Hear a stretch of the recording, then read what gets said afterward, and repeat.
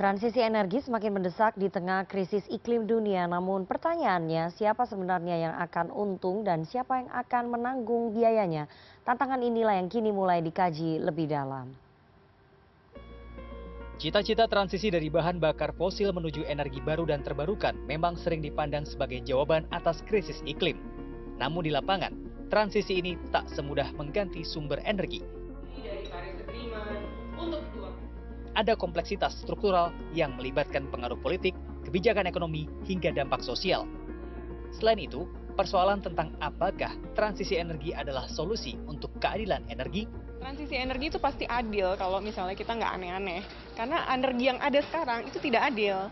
Kenapa? Karena batu bara, minyak, dan gas itu kan dikuasai oleh beberapa orang saja, ya kan? Sehingga masyarakat tidak bisa mengakses itu secara bebas kan, dan harganya juga naik turun tergantung volatilitas geopolitik, resiko perang, supply demand dan sebagainya.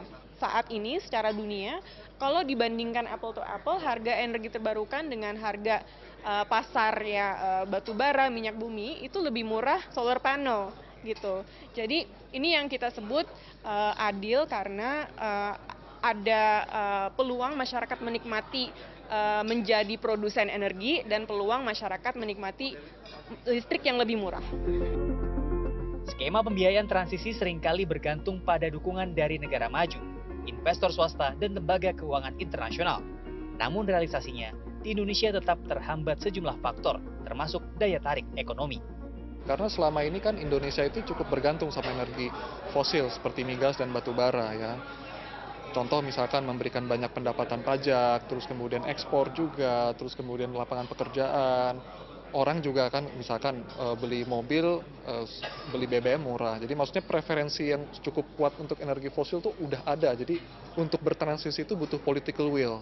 Memilih energi fosil itu tidak lebih baik ketimbang energi yang sifatnya lebih bersih di situ. Kalau misalkan kondisi sekarang itu masih membuat akhirnya memilih energi fosil itu lebih oke, ya akhirnya kan orang akan terus dengan energi fosil. Artinya apa? Butuh ada rekonfigurasi insentif dan disinsentif di ekonomi agar orang kemudian melihat yang ini, yang energi terbarukan ini yang lebih atraktif. Nah, bagaimana memetakan tantangan itu dan bagaimana memulai mencari strateginya, kurang lebih itu spirit dari buku ini. Transisi energi menjanjikan pertumbuhan ekonomi hijau, lapangan pekerjaan baru, dan udara juga masa depan bumi yang lebih bersih.